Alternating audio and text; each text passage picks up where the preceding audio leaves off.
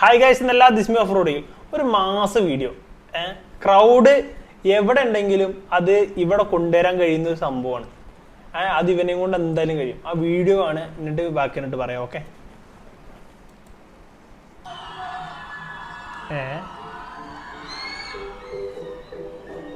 ഓക്കലില്ല എന്റെ പൊന്നു പോണ ഈ ഒരു വണ്ടി സംഭവം തന്നെയല്ലേ.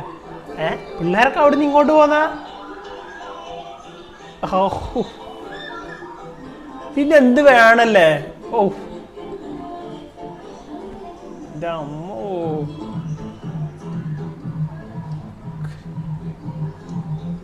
ഓക്കലില്ലേ.